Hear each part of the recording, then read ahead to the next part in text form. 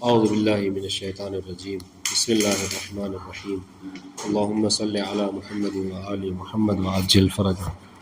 الدرس الثالث حد الحرف انہا کلمۃ لا تدل علی معنی فی نفسها بل فی غیرها نحو من وإلی فإن معناهما الابتداء والانتہاء وهما لا تدلان علیہما الا بعد ذکر ما یفهم منه الابتداء والانتہاء کالبصرة والکوفہ فی قولک سرت من البصرة الی الکوفہ۔ بات دیکھیے ہماری جو ہے وہ چل رہی تھی کلمے کی اقسام کے حوالے سے، اور انہوں نے اس سے پہلے چونکہ بہرحال 2-3 دن ہوگی چھٹی میں، اس سے پہلے انہوں نے اسم کی تعریف بتائی اور کہا کہ اسم وہ کلمہ ہے کہ جو بے نفس ہی معنی کے اوپر دلالت کرتا ہے، یعنی معنی پر دلالت کرنے میں وہ کسی غیر کا محتاج نہیں ہے، ٹھیک ہے، اور تینوں زمانوں میں سے کوئی ایک زمانہ اس کے اندر نہیں پایا جاتا، ٹھیک ہے، جیسے لفظ زید اور کتاب۔ اس طریقے سے پھر کہا کہ فعل وہ کلمہ ہے کہ جو بے نفس ہی معنی کے اوپر دلالت کرتا ہے اور تینوں زمانوں میں سے کسی ایک زمانے کے ہمراہ ہوتا ہے، ٹھیک ہے، یعنی اس کے اندر معنی کے ساتھ ساتھ زمانہ بھی پایا جاتا ہے، ٹھیک ہے، جیسے لفظ ضربہ، یہ فعل ضرب کے اوپر تو دلالت کر ہی رہا ہے، ساتھ ساتھ اس کے اندر یہ بھی دلالت پائی جاتی ہے کہ یہ جو فعل ضرب ہے یہ زمن ماضی میں اس کو انجام دیا گیا ہے۔ بات واضح؟ ٹھیک ہے، اب جو ہے وہ ہمارا مسئلہ سلسلہ جو ہے وہ حرف تک کے پہنچا ہے۔ حرف کسے کہتے ہیں؟ حرف کا معنی جو ہے کیا ہے؟ کنارے کے، طرف۔ کیا معنی ہے حرف کا؟ کنارہ، طرف، کسی چیز کی طرف کو حرف کہتے ہیں۔ اب یہاں پر بھی بہرحال بعض نسخوں میں یہ بات ہے، یہ عبارت موجود ہے، پتہ نہیں یہاں پہ کیوں حذف ہے، وہ یہ کہ حرف کو حرف کیوں کہتے ہیں، ہے نا؟ تو اس کی وجہ جو ہے وہ علماء نے یہ ذکر کی ہے، نحویوں نے، کہ حرف کو حرف اس لیے کہتے ہیں لِوُقُوعِهِ طَرَفًا فی کلام اور فی الکلام، ٹھیک ہے، حرف کو حرف اس لیے کہتے ہیں کہ چونکہ یہ کلام میں طرف اور کنارے پہ واقع ہوتا ہے۔ مطلب کیا ہے؟ مطلب یہ کہ وہ کلام کہ جس کے رکن مسند اور مسند الیہ ہیں، اس کا اس میں کوئی دخل نہیں ہے، سمجھ رہے ہیں؟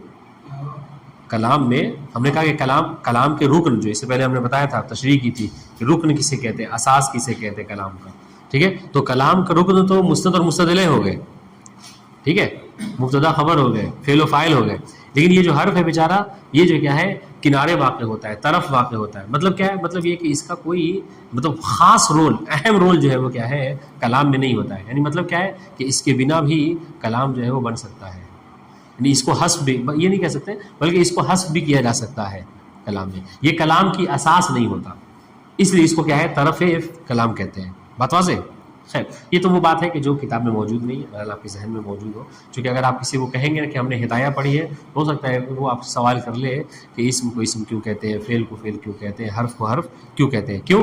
اس لیے کہ ہدایہ کی ہی بعض نسخوں میں یہ وجہ موجود ہے، ٹھیک ہے، تو آپ یہ مت کہیے کہ ہم نے پڑھا ہی نہیں ہے، بعض ہدایہ کے نسخوں میں یہ چیز موجود ہے کہ اسم کو اسم کیوں کہتے ہیں۔ ہم نے بتایا تھا آپ کو اسم کو اسم کیوں کہتے ہیں، ہے نا؟ اسم جو ہے کیا ہے، وسم سے نکلا ہے، اس کا مطلب کیا ہے، عفواً اسم، بعض نے کہا ہے کہ اسم وسم سے نکلا ہے، بعض نے کہا ہے سمون سے نکلا ہے، سمجھ رہے؟ وہ واو کو حذف کر کے اس کو الف کو بعد پہلے لا دیا گیا ہے، جس کا مطلب ہوتا ہے بلند، ٹھیک ہے، بلند، اونچا۔ اور کیوں؟ اس لیے کہ اسم جو کیا ہے اپنے فعل اور حرف کی بنسبت جو کیا ہے بلند ہے، افضل ہے، اس لیے اس کو جو کیا ہے اسم کہتے ہیں، ہے نہیں؟ ٹھیک ہے، تو آج دیکھیے ہماری گفتگو جو ہے وہ کیا حرف کے متعلق ہے۔ ہم نے کہا حرف کا معنی جو ہے طرف کے ہے، اور یہ کلام عرب میں چونکہ طرف واقع ہوتا ہے، کنارے پہ واقع ہوتا ہے، ٹھیک ہے، اساس نہیں ہوتا کلام میں، اس وجہ سے اس کو حرف کہتے ہیں۔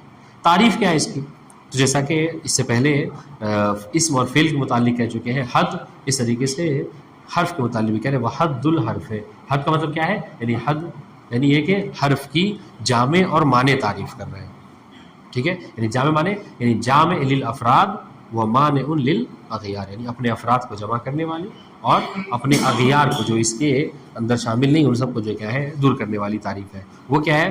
وہ یہ کہ حرف ایسا کلمہ ہے کہ جو دلالت نہیں کرتا معنی کے اوپر بے نفس ہی، ٹھیک ہے، فی نفس ہی کا ہم نے کہا تھا، فی نفس، فی بمعنی با ہے، فی نفسہا یعنی بے نفسہا، ٹھیک ہے، یعنی وہ خود اس کے اندر جو کیا ہے اتنی استطاعت نہیں ہے کہ وہ بے نفس ہی معنی کے اوپر دلالت کر سکے، ٹھیک ہے، بلکہ کیا ہے، بلکہ یہ فی غیرہا معنی کے اوپر دلالت کرتا ہے، بے غیرہا معنی کے اوپر دلالت کرتا ہے، یعنی کسی غیر کی مدد سے معنی کے اوپر دلالت کرتا ہے. جیسے انہوں نے مثال دی ہے، ٹھیک ہے، کہ دیکھیے لفظ فی کا معنی، فی نہیں دیا معنی، مثال فی کا معنی ظرفیت کا ہے. من کا معنی جو دیکھیے جو مثال ہے یہاں کتاب میں، من کا معنی ابتدا کے ہے. ابتدا سمجھتے ہیں، ابتدا یعنی کسی چیز کو شروع کرنا کہیں سے، ٹھیک ہے. تو من کا معنی ابتدا کا ہے، الا کا معنی انتہا کا ہے.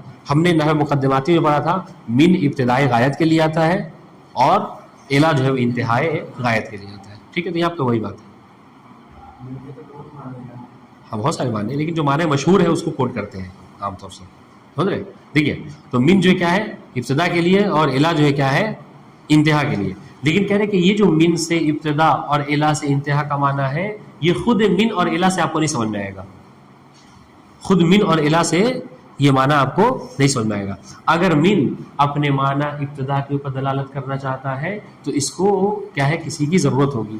مثلا کیا ہے، مثلا آپ کو یہ بتانا ہوگا کہ آپ نے ابتدا کہاں سے کی ہے، ٹھیک ہے. اور اگر انتہا الا انتہا کے معنی کو دلالت کرنا چاہتا ہے تو اس کو ضرورت پڑے گی اس بات کی کہ وہ بتائے کہ آپ نے انتہا کہاں پر کی، یہ غایت کیا ہے آپ کی، کہ جہاں پہ آپ جو کہ آپ نے انتہا کی ہے. اس وجہ سے کہتے ہیں اگر ہم نے یہ کہہ دیا سرتو من البصرۃ الی الکوفہ، کہ میں نے سیر کیا بصرہ سے کوفہ تک، تب یہاں پہ معنی جو ہے وہ من نے ابتدا کا دے دیا اور الا نے جو ہے وہ انتہا کا دے دیا. مطلب کیا ہے، مطلب یہ کہ آپ نے یہ کہا کہ میرے سفر کی ابتدا بصرہ سے ہوئی ہے اور میرے سفر کی انتہا کوفہ پر ہوئی ہے.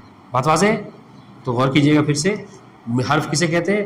حرف کہا وہ کلمہ ہے کہ جو معنی مستقل کے اوپر دلالت نہیں کرتا، ٹھیک ہے. یعنی اور نہ ہی زمانوں میں سے یہ تعریف بھی عام طور سے کی جاتی ہے، لیکن آپ یہاں پہ یہ کریں حرف وہ ہے کہ جو معنی کے اوپر دلالت نہیں کرتا، ٹھیک ہے، جو بے نفس ہی معنی کے اوپر دلالت نہیں کرتا ہے بلکہ بغیر ہی معنی کے اوپر دلالت کرتا ہے. مطلب کیا ہے، یعنی اس کو معنی کے اوپر دلالت کرنے کے لیے کسی غیر کی ضرورت ہوتی ہے، غیر کی محتاجگی ہوتی ہے. اب یہ غیر کون ہے؟ تو کہا کہ سرتو لے آئیے. سرتو جو کیا ہے، یہ اس مثال میں سرتو من البصرۃ الی الکوفہ، یہ سرتو اور کوفہ اس کو ابتدا اور انتہا کی ضرورت پڑتی ہے، تب جا کے وہ ابتدا اور انتہا کے اوپر جو کیا ہے دلالت کرتا ہے. بات واضح انشاءاللہ؟ ٹھیک. پھر اس کے بعد ذکر کر رہے ہیں کہ علامات ہو، اس کی علامتیں، غور کیجیے گا، ٹھیک ہے. جس طریقے سے ہاں وہ ہو جائے گا انشاءاللہ، ترجمہ جب کریں گے نا تب جو ہے وہ حل کریں گے. ہاں ترجمہ کریں گے انشاءاللہ. دیکھیے ابھی یہ جو ہم بیان کرتے ہیں اس کو کہتے ہیں توضیح. یہ اگر ذہن میں رہے گی تو پھر جو ہم تطبیق کریں گے، عبارت پڑھیں گے، تو آپ کو بات جو آسانی سے سمجھ میں آ جائے گی. یہ ایک درس پڑھانے کا طریقہ ہوتا ہے کہ انسان پہلے توضیح پیش کرے، ٹھیک ہے، کیا مطلب بیان کرنا چاہتا ہے، پھر اس کے بعد سے جو ہے اس کی تطبیق کریں گے. تو تطبیق میں جو باریکیاں ہوتی ہیں انسان اس کو لے آتا ہے. توضیح میں کیا ہے، ایک عام مفہوم جو ہمیں پڑھنا ہوتا ہے اس کو ذہن میں لا لیتے ہیں، اس سے سمجھنے میں آسانی ہوتی ہے. پھر اس کے بعد ذکر کر رہے ہیں علامات حرف، یعنی حرف کی علامتیں، نشانیاں. جیسا کہ اس سے پہلے ہم نے اسم اور فعل کی نشانیاں پڑھی ہیں، تو اس کی 3 علامتیں انہوں نے ذکر کی ہیں. سب سے پہلی علامت اللہ یصح الاخبار عنہ ولا بہ، کہ حرف وہ ہے کہ جو نہ مستدل واقع ہوتا ہے اور نہ مستدبی واقع ہوتا ہے، نہ مخبر عنہ ہوتا ہے اور نہ مخبر بھی ہوتا ہے، نہ محکوم علیہ ہوتا ہے اور نہ محکوم بھی ہوتا ہے. یہ پہلی علامت ہے حرف کی، ٹھیک ہے. اسی لیے دیکھیے ابھی جو توضیح نے شروع ہی کیا تو اس طریقے سے کیا ہے کہ حرف طرف ہوتا ہے. مطلب کیا ہے، دیکھیے یہ نہ محکوم علیہ ہوتا ہے اور نہ محکوم بھی ہوتا ہے. واضح انشاءاللہ. تو اس کی پہلی نشانی یہ ہے کہ حرف جو ہے وہ نہ مسند الیہ ہوتا ہے اور نہ ہی مسند بہ ہوتا ہے. دوسری نشانی کیا ہے کہ اللہ یقبل علامات الاسم، ٹھیک ہے، یہ جو کیا ہے اسم کی علامتوں کو بھی قبول نہیں کرتا. تیسری نشانی کیا ہے کہ یہ فعل کی علامتوں کو بھی قبول نہیں کرتا، کیونکہ یہ اسم اور فعل کی قسیم ہوتے. دیکھیں منطق آپ جب پڑھیں گے انشاءاللہ، تب یہ اشارہ کر رہا ہوں، منطق پڑھیں گے تو آپ اس چیز کو پڑھیں گے کہ القسیمان متباینان، قسیمان جو ہوتے ہیں وہ آپس میں ایک دوسرے سے متباین ہوتے ہیں. یعنی متباین ہونے کا مطلب کیا ہے، یعنی وہ کبھی جمع نہیں ہو سکتے، وہ کبھی جمع نہیں ہو سکتے. ٹھیک ہے، جیسے ہم نے کہا کلمے کی 3 قسمیں ہیں، غور کیجیے گا، کلمے کی 3 قسمیں، اسم، فعل اور حرف. ٹھیک ہے، تو کبھی آپ کو کوئی ایسا نہیں ملے گا کہ جو اسم بھی ہو اور فعل بھی ہو، حرف بھی ہو، ٹھیک ہے، یا اور فعل بھی ہو، ایسا نہیں ہوگا. بلکہ یہ تینوں کیا ہے قسم آپس میں کیا ہوتے ہیں، متباین، الگ الگ ہوتے ہیں، جدا جدا ہوتے ہیں. بات واضح انشاءاللہ. ہاں تو کہہ رہے حرف کیا ہے، حرف کی نشانی یہ ہے کہ یہ نہ مخبر بے ہوتا ہے اور نہ مخبر عنہ ہوتا ہے. دوسری نشانی یہ ہے کہ اسم کی علامتوں کو جو 10 پڑھی ہم نے قبول نہیں کرتا، اور فعل کی جو علامتیں 10 پڑھی ہیں ان کو بھی قبول نہیں کرتا. بات واضح انشاءاللہ؟ ٹھیک. اب یہاں پر ایک سوال دیکھیے، سمجھنے کا طریقہ کیا ہے. اب اگر ہم صرف عبارت پڑھ کے گزر جائیں تو بات نہیں سمجھ میں آئے گی. یہ جو فوائد الحرف ہے، دیکھ رہے ہیں آپ کتاب پہ فوائد الحرف، یہاں پہ آپ اشکال بنا لیجئے. ایک اعتراض سمجھ میں آتا ہے؟ اعتراض کس کو کہتے ہیں؟ ہاں، یعنی کسی پر اعتراض کرنا. اشکال کوئی اعتراض کرے کہ حضور آپ نے یہ کہا کہ حرف جو ہے کیا ہے، نہ مخبر بھی ہوتا ہے نہ مخبر عنہ ہوتا ہے. ٹھیک ہے. دوسری بات، یہ اسم کی علامتوں کو قبول نہیں کرتا. تیسری بات، یہ فعل کی علامتوں کو قبول نہیں کرتا. ٹھیک ہے. اور جیسا کہ تعریف میں آپ نے کیا کہا، تعریف یہ کہ یہ بنفس ہی معنی کے اوپر بھی دلالت نہیں کرتا. یہ سب ساری باتیں ہیں. تو کیا مطلب کیا ہے کہ حرف کا کوئی فائدہ نہیں ہے، پھر اس کو ذکر کیوں کیا جاتا ہے؟ سمجھ رہے ہیں؟ ہاں. تو اب اس کا جو ہے وہ گویا کہ مصنف جو اس کا جواب دے رہے ہیں. ہو سکتا ہے کسی کے ذہن میں یہ سوال ہو کہ نہ یہ بنفس ہی معنی کے اوپر دلالت کرتا ہے، نہ یہ علامت اسم و فعل کو قبول کرتا ہے. ٹھیک ہے. نہ مخبر اور مخبر عنہ ہوتا ہے. تو پھر اس کا فائدہ کیا ہے؟ تو کہا کہ ہاں پھر بھی آپ یہ مت سمجھیے کہ حرف سے جو ہے کیا ہے، ہم کلام عرب میں بے نیاز ہے، ہمیں اس کی ضرورت ہی نہیں ہے. کہا نہیں، اس کی بڑے عظیم فوائد ہیں. جس کو ہم اپنی زبان میں کہیے، اس کو ہلکے میں نہیں لیا جا سکتا. کیوں؟ اس لیے کہ اس کا بڑا فائدہ ہے. سب سے پہلا فائدہ کیا ہے؟ سب سے پہلا فائدہ یہ کہ ٹھیک ہے کہ اسم و فعل ٹھیک ہے کیا ہے، یہ رکن ہوتے ہیں کلام میں. لیکن یاد رکھیے حرف وہ ہوتا ہے کہ جو اسم کو فعل کے ساتھ جوڑنے والا ہوتا ہے. ٹھیک ہے. ایک فائدہ. دوسرا فائدہ کیا ہے کہ یہ صرف اسم و فعل کو نہیں جوڑتا، بلکہ دو اسموں کو بھی آپس میں جوڑنے کا کام کرتا ہے. ٹھیک ہے. اور تیسرا، دو جملوں کو بھی آپس میں جوڑنے کا کام کرتا ہے. دو اسموں کو جوڑنے کی مثال غور کیجیے گا. دو اسموں کو جوڑنے کے، اور دیکھیے گا اس کا فائدہ کتنا عظیم فائدہ ہے، کتنا بڑا فائدہ ہے. کہا کہ زید فی الدار، معنی کیا ہے اس کا؟ زید گھر میں ہے. اگر آپ اس فی کو ہٹا لیجئے اور کہیے زید اور الدارو، زید الدارو، تو زید اپنے معنی پہ دلالت کر رہا ہے چونکہ اسم ہے، اسم اپنے معنی پہ دلالت کرتا ہے. دار یہ بھی اسم اپنے معنی پہ دلالت کرے گا. تو زید اپنے معنی پہ دلالت کر رہا ہے، دار اپنے معنی پہ. لیکن یہ کہ زید گھر میں ہے یہ معنی نہیں ہوگا، بلکہ زید کا معنی زید، دار کا معنی گھر. یہ دونوں آپس میں ایک دوسرے سے مربوط نہیں ہوں گے. یہ آپس میں جو مربوط ربط پیدا ہو رہا ہے، اور آپ یہ کہہ رہے ہیں کہ زید گھر میں ہے. ٹھیک ہے. یہ میں ہے کا معنی کون دے رہا ہے؟ یہ زید کو گھر سے کون جوڑ رہا ہے؟ یہ فی. انشاءاللہ. تو یہی کہنے کا مطلب ہے کہ یہ آپ اس حرف کو ہلکے میں نہیں لے سکتے، بلکہ یہ حرف کبھی کبھی دو اسموں کو جوڑنے کا کام کرتا ہے، اس طریقے سے کہ اگر یہ حرف نہ ہو تو دو اسم بھی کبھی آپس میں نہیں جوڑ سکتے. واضح انشاءاللہ. زید فی الدار، یہ فی نے آ کر زید کو دار سے جوڑا ہے، بتا دیں ربط پیدا کیا ہے. ورنہ اگر فی نہ ہوتا تو زید کا اپنا معنی تھا اور دار کا اپنا معنی، اور آپ زید دار کہتے رہتے، کبھی کوئی نہیں سمجھ میں آتا کسی کو کہ زید گھر میں ہے. فیض سمجھ میں آ رہا ہے؟ ہاں. ٹھیک ہے. اس طریقے سے دوسری مثال کہ یہ فقط دو اسموں کو جوڑنے کا کام نہیں کرتا، غور کیجیے گا، بلکہ یہ کبھی کبھی اسم اور فعل کو بھی جوڑنے کا کام کرتا ہے. ٹھیک ہے. جیسے مثال دے رہے، ضربت بالخشبۃ، ترجمہ کیا ہوا؟ احسنتم، میں نے مارا لکڑی سے. ٹھیک ہے. تو یہ دیکھیے گا. اور اگر آپ یہ، تو اس میں محل شاہد کیا ہے؟ ضربت بالخشبۃ میں با جو حرف جر ہے یہ محل شاہد ہے، با حرف ہے. اور دیکھیے اس نے ضربتوں کو خشبہ کے ذریعے سے جوڑا ہے، اس طریقے سے کہ اگر یہ خشبہ، اگر یہ با نہ ہو تو آپ کیا کہتے ہیں؟ ضربتو اور الخشبہ. ٹھیک ہے. ضربتوں کا معنی ہوتا میں نے مارا، الخشبہ یعنی لکڑی، میں نے مارا اور لکڑی، کیا مطلب ہوتا؟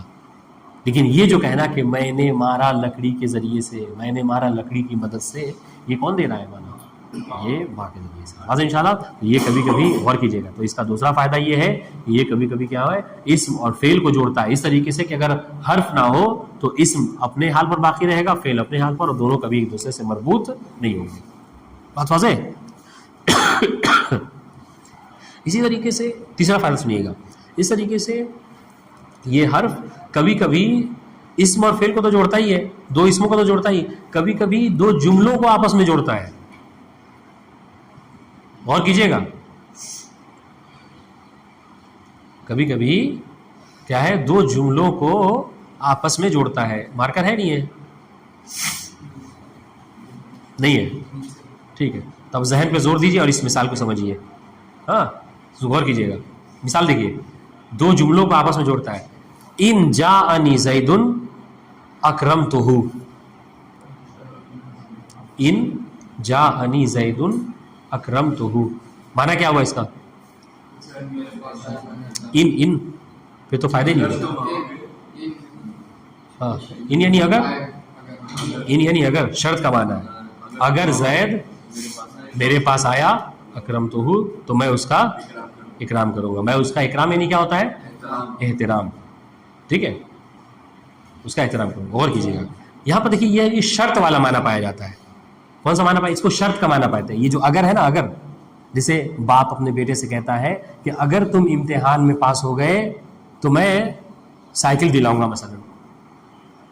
ٹھیک ہے، تو یہ جو سائیکل کا دلانا ہے باپ کا، یہ یوں ہی ہے کہ نہیں؟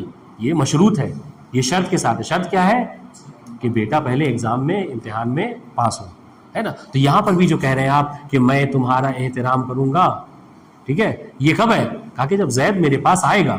اس کا مطلب کیا ہے؟ اس کا مطلب یہ ہے کہ اگر زید نہیں آیا تو احترام بھی نہیں ہوگا. بات سمجھ میں آ رہی؟ دیکھیے گا تو اب یہاں پہ محل شاید دیکھیے دو جملوں کو آپس میں کیسے جوڑا. جاءنی زید، یہ ایک جملہ ہے. جاءنی زید پورا ایک جملہ ہے، فعل فاعل اور مفعول کے ساتھ پورا ایک جملہ ہے. اس طریقے سے اکرمتہ، یہ بھی فعل فاعل اور مفعول کے ساتھ پورا ایک جملہ ہے. لیکن اگر ہم بنا اس کے کہیں جاءنی زید اکرمتہ، اگر بنا ان کے کہیے، ٹھیک ہے، تو جاءنی زید کا اکرمتہ سے کوئی ربط نہیں ہے. جاءنی زید ایک الگ معنی دیتا ہے، ایک الگ اس کا مطلب وہ ہے، یعنی جملے کی سازش ہے، جملے کی مطلب وہ بناؤ ہے. ٹھیک ہے، جس کا مطلب کیا ہوا؟ جاءنی زید، میرے پاس آیا زید. ٹھیک ہے، اور اکرمتہ، میں نے اکرام کیا اس کا. ٹھیک ہے، تو یہ میں نے اکرام کیا اس کا، یہ جاءنی زید سے اس کا کوئی ربط نہیں ہے، کوئی تعلق نہیں ہے. لیکن جب آپ نے کہا ان حرف شرط کے ساتھ اور کہا کہ ان جاءنی زید، اگر زید میرے پاس آیا تو میں اس کا احترام کروں گا. تو یہ جو احترام اس کو کہتے ہیں تعلیق. تعلیق ہوتا کیا ہے؟ یعنی معلق ہونا. ٹھیک ہے، لٹک جانا کہہ لیجیے سمجھانے کے لیے کہوں تو. مطلب کیا ہے؟ یہ آپ کا احترام کیا ہے؟ لٹکا ہوا ہے، معلق ہے اس بات کے اوپر کہ پہلے زید آپ کے پاس آئے. یہ کس کے ذریعے سے ہے؟ یہ ان کے ذریعے سے، حرف شرط کے ذریعے سے. بات واضح انشاءاللہ. تو یہاں پر دیکھیے، یہاں پر اس ان حرف شرط نے کیا کیا ہے؟ دو جملوں کو آپس میں جوڑا ہے. دو جملے کون کون سے ہیں عنایت کاظمی مثال میں؟ ہاں، جاءنی زید پورا ایک جملہ ہے اور اکرمتہ دوسرا جملہ ہے. اگر ان کو ہٹا لیجئے تو جاءنی زید کا اکرمتہ سے کوئی ربط تعلق نہیں ہے. لیکن اگر ان کو لے آئیے تو تعلق ہے. تعلق کیا ہے؟ وہ شرط و مشروط والا ہے کہ اگر زید آئے گا تو اس کا احترام ہوگا، زید نہیں آئے گا تو اس کا احترام نہیں. بات واضح؟ تو سنیے گا ذرا سا پھر سے ایک بات دیکھیے گا کہ حرف وہ ہے کہ جو بے نفسہ ہی معنی پر دلالت نہیں کرتا بلکہ معنی پر دلالت کرنے کے کسی غیر کا محتاج ہوتا ہے. ٹھیک ہے، اس کی تین جو کیا ہے علامتیں ہیں. ایک یہ نہ مخبر عنہ ہوتا ہے اور نہ مخبر بھی ہوتا ہے. دوسری نشانی یہ ہے کہ اسم کی علامتوں کو جو 10 ہیں وہ قبول نہیں کرتا، فعل کی جو 10 علامتیں اس کو بھی قبول نہیں کرتا. پھر فائدہ کیا ہے اس کا؟ تو کہ جی ہاں، اس کے باوجود بھی اس کا فائدہ یہ ہے کہ دو اسموں کو آپس میں جوڑتا ہے، ربط پیدا کرتا ہے، اسم اور فعل کو آپس میں جوڑتا ہے اور دو جملوں کو آپس میں جوڑ دیتا ہے. اس کی مثال ہے پورا درس جو آپ کا ختم. بات واضح انشاءاللہ. ٹھیک، دیکھیے حد الحرف انہا کلمۃ، یعنی ان حرف. ٹھیک ہے، ان الحرف کلمۃ لا تدل علی معنی فی نفسها بل فی غیرها. ٹھیک ہے، غور کیجیے گا کہ حرف جو ہے وہ ایسا کلمہ ہے کہ لا تدل علی معنی فی نفسها. کلمۃ جو ہے وہ دیکھیے گا نکرہ، نکرے کے بعد جو جملہ آ رہا ہے لا تدل، یہ اس کی صفت ہوگی. ہاں، حرف ایسا کلمہ ہے کہ جو دلالت نہیں کرتا معنی کے اوپر فی نفسہ ہی یعنی بے نفسہ ہی، بل فی غیرہا بلکہ بے غیرہا، بلکہ معنی کے اوپر دلالت کرتا ہے کس کے ذریعے سے؟ بے غیرہا، غیر کے ذریعے سے، غیر کے توسط سے، غیر کے وسیلے اور واسطے سے.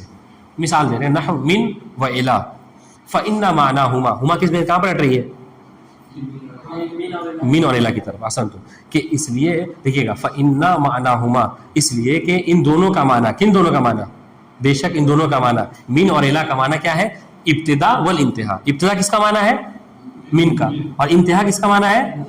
الی کا. ٹھیک ہے، وہما، ہما کی ضمیر کیا ہے؟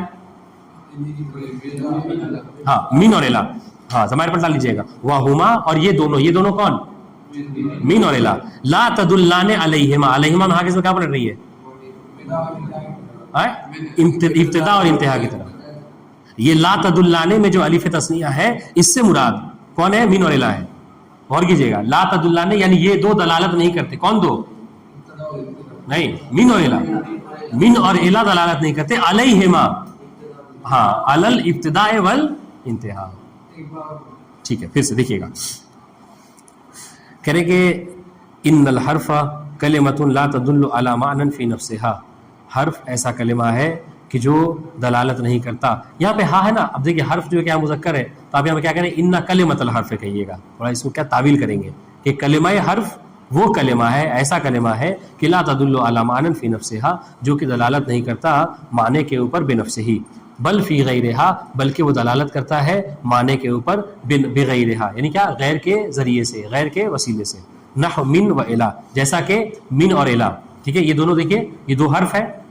ٹھیک ہے, فإن معناہما, ان دونوں کا معنی, بس بے شک ان دونوں کا معنی, ہما کس میں کیا پلٹے گی, من اور الا. ٹھیک ہے, ابتدا والانتہا, من کا معنی ابتدا اور انتہا کا معنی, الا کا معنی انتہا, ان دونوں کا معنی ابتدا اور انتہا ہے. وہما, اور یہ دونوں, ہما کون, من اور الا. ٹھیک ہے, لا تدلانے, تدلانے میں الف فاعل ہے. ٹھیک ہے, دونوں مراد کون ہے, من اور الا, اور وہ دونوں دلالت نہیں کرتے علیہما, ہاں, علل ابتداء والانتہا, ابتدا اور انتہا کے اوپر. ہاں, ان دونوں دلالت نہیں کرتے, مگر کب, الا بعد ذکر ما یفہم منہ الابتداء والانتہا, مگر یہ کہ اس کے ذکر کے بعد. دیکھیے, من ابتدا کے اوپر, الا انتہا کے اوپر دلالت نہیں کرتا, مگر اس کے ذکر کے بعد کہ جس کے ذکر کرنے سے ابتدا اور انتہا سمجھ میں آتی ہو.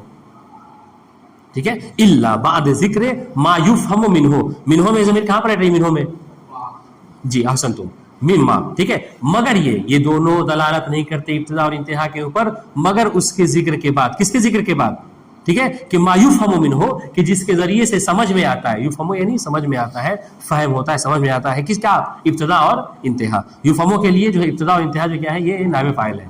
بات واضح ہے؟ ٹھیک ہے, اب ان مثال میں کون دونوں ہیں, مثال جیسے کل بصرۃ والکوفہ, جیسے یہ دو شہر ہیں, ایک بصرہ اور ایک جو کیا ہے, کوفہ. فی قولک سرت من البصرۃ الی الکوفہ, جب آپ نے مثال میں بصرہ اور کوفہ کا ذکر کیا تب سمجھ میں آیا کہ آپ نے جو سفر کی ابتدا کی ہے وہ بصرہ سے کی ہے, اور سفر کا جو انتہا ہے آپ کے وہ کوفہ پر ہے. بات واضح انشاءاللہ؟ ٹھیک ہے, آگے آئیے, علاماتہ, واضح انشاءاللہ. اور اس کی علامت, اس کی نشانی, وہ ہے ثلاث, اور وہ کیا ہے, 3 ہے. ایک سب سے پہلے اللہ یصح الاخبار عنہ ولا بہ, کہ اس کے ذریعے سے صحیح نہیں ہے کیا کرنا, ہاں, اخبار عنہ اور نہ ہی اخبار بھی. یعنی کیا مطلب, یعنی اس کا نہ مخبر بھی ہونا صحیح ہے اور نہ مخبر عنہ ہونا صحیح ہے. واضح؟ ٹھیک ہے. دوسری نشانی, اللہ یقبل علامات الاسم علامات الاسماء. دوسری نشانی یہ ہے کہ یہ اسماء کی جو نشانیاں ہیں, اسماء کی جو علامتیں ہیں, ان کو قبول نہیں کرتا.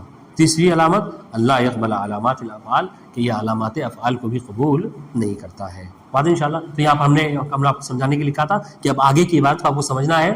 یہاں پر ایک اعتراض لکھ لیجیے کہ جب حرف اپنے معنی پہ دلالت نہیں کرتا, جب اس کے اندر یہ تینوں چیزیں نہیں پائی جاتی, تو پھر اس کا فائدہ کیا ہے عربی کلام میں ہونے کا. اس کا جواب دے رہے ہیں مصنف کہ دیکھیے, ٹھیک ہے کہ اس کے اندر یہ چیزیں نہیں پائی جاتی, مگر اس کے باوجود بھی حرف کے فوائد ہیں. ان فوائد میں سے اور بہت ساری فوائد ہیں.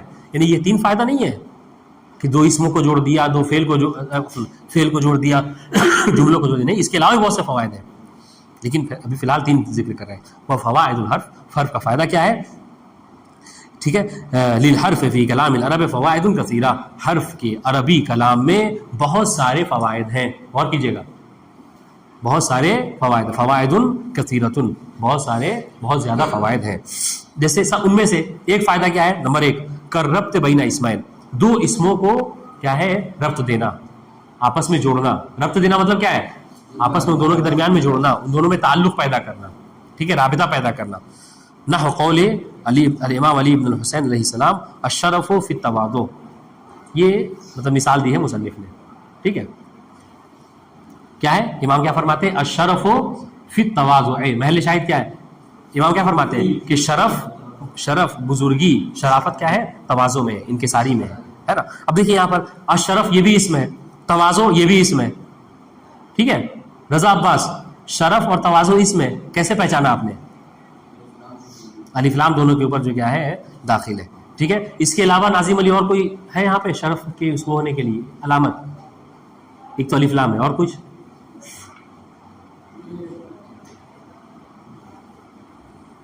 جی عنایت کاظمی، الشرف میں الف کے علاوہ، الف لام کے علاوہ اور کوئی علامت ہے اس کے اندر اسم ہونے کی؟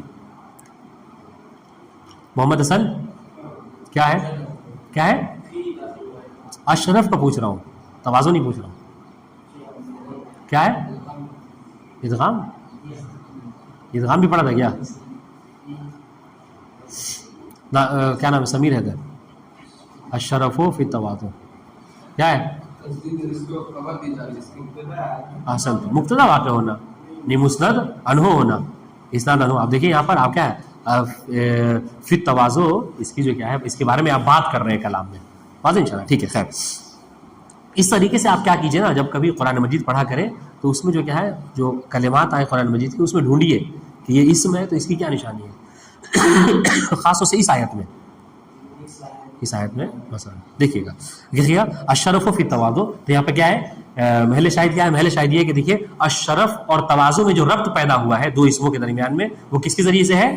فی کے ذریعے سے. ورنہ اگر بنا فی کے بولیے تو اشرف کا اپنا معنی ہے، تواضع کا اپنا معنی ہے، دونوں کا ایک دوسرے سے کوئی ربط پیدا نہیں ہے. ہاں شرافت یعنی بزرگی، افضلیت ہے نا. دیکھیے گا وہ اسم و فعل، ٹھیک ہے. یہ عطف ہے کس کے اوپر؟ ربط کے اوپر. ہاں بینا، یہ اسمین جو اوپر ہے نا، اوپر اسمین اسی اوپر ہے. کر ربط بینا اسم و فعل، اس طریقے سے جملہ ہے گویا کہ. ٹھیک ہے، کیا کہہ رہے ہیں کہ دو ایک اسم اور ایک فعل کے درمیان میں ربط پیدا کرنا، یہ بھی کیا ہے اس کا فائدہ ہے. مثال دے رہے ہیں نا، ضربت بالخشبۃ، اس کی تو تشریح ہم نے کی ہے بہت اچھے سے، ہے نا. اگر آپ با کو ہٹا لیجئے تو ضربتوں کا اپنا معنی ہے کہ میں نے مارا، ٹھیک ہے. اور الخشبہ یعنی لکڑی، دونوں کا آپس میں کوئی جوڑ نہیں ہوگا، کوئی تعلق نہیں ہوگا. لیکن جب با کہہ دیا تو مطلب یہ کہ ہاں ہم نے جو پٹائی کی ہے وہ کس کے ذریعے سے کی ہے؟ لکڑی کے ذریعے سے کی ہے. یہ با نے آ کر بتایا ہے. بات واضح انشاءاللہ. ٹھیک ہے. اور جملتین، یہ عطف ہے کس کے اوپر؟ اسمین و فعلین کے اوپر کہہ لیجئے، یا ادھر کیا ہے اسمین کہہ لیجئے، ہے نا. ہاں نحو قولہ تعالی ان تنصروا اللہ ینصرکم. پہلے شاید کیا ہے؟ ان. احسنتم، ان. ٹھیک ہے کہ ان جو ہے کیا ہے ان شرطیہ ہے، ٹھیک ہے. تنصروا اللہ ینصرکم، یہ تنصرو جو کیا ہے یہ کیا ہوا ہے؟ مجزوم ہوا ہے. ان کون سے حرف شرط میں سے ہے؟ جو دو فعل کو جزم دیتا ہے، ٹھیک ہے. تو پہلا فعل تنصرو اور دوسرا جو کیا ہے ینصرکم. واضح انشاءاللہ. دیکھیے اس کا معنی کیا ہے، غور کیجیے گا. اگر تم اللہ کی مدد کرو گے، ٹھیک ہے، تو اللہ بھی تمہاری مدد کرے گا. تو دیکھیے یہاں پر کیا ہے، اللہ کی مدد کی شرط کیا ہے کہ تم بھی اللہ کی مدد کرو. تو اگر دیکھیے اب یہاں پہ دو جملوں کو آپس میں جوڑا ہے، غور کیجیے گا ذرا سا. یہ دو جملے ہیں، مثلا کیا، اگر آپ ان کو ہٹا لیجئے تو تنصر اللہ یہ ایک جملہ ہے، فعل فاعل اور مفعول کے ساتھ. غور کر رہے ہیں، فعل فاعل مفعول کے ساتھ ایک پورا جملہ ہے. اور ینصرکم، اگر ان کو ہٹا دیں تو اب ینصر نہیں پڑھیں گے، اب ینصرکم پڑھیں گے، چونکہ اب تو ان ہے نہیں جو مجزوم کرے گا اس کو. تو ینصرکم، یہاں پہ کیا ہوگا؟ تنصرون اللہ. غور کر رہے ہیں، اگر ان کو ہٹا لیا تو اب جو ہے کیا ہے وہ فعل مجزوم نہیں ہوگا. تو کیا معنی ہوگا؟ تنصرون اللہ، ٹھیک ہے، ینصرکم. اب یہ دونوں کا اپنا الگ الگ معنی ہوگا اور دونوں ایک دوسرے سے ربط پیدا نہیں کریں گے. لیکن ان نے آ کر بتایا کہ نہیں، دونوں جملوں کا آپس میں تعلق ہے کہ ان تنصر اللہ، اگر تم اللہ کی مدد کرو گے تو اللہ بھی تمہاری مدد کرے گا. تو اللہ کی مدد کا جو جوڑ ہے، جو تعلق ہے، وہ اس بنا پر ہے، اس شرط پر ہے کہ اگر تم اللہ کی مدد کرو تب اللہ کی مدد تمہارے اوپر آئے گی. بات واضح. دیکھیے گا وہ غیر ذالک من الفوائد التي سیاتی تعارف سیاتی، ٹھیک ہے. اور اس کے علاوہ اور بھی بہت سارے فوائد ہیں، ٹھیک ہے، کہ جو انشاءاللہ سیاتی یعنی ان قریب آئیں گے. سین دیکھیے، سین داخل ہوا ہے یاتی فعل مضارع کے اوپر، یعنی ان قریب جو ہے کیا وہ اور بھی فوائد ہیں حرف کے، وہ انشاءاللہ آئیں گے. تعریفها فی القسم الثالث، انشاءاللہ آپ اس کو کیا ہے جانیں گے، پہچانیں گے. کون سی اس قسم میں؟ قسم ثالث میں انشاءاللہ تعالی. والسلام علیکم ورحمۃ اللہ وبرکاتہ.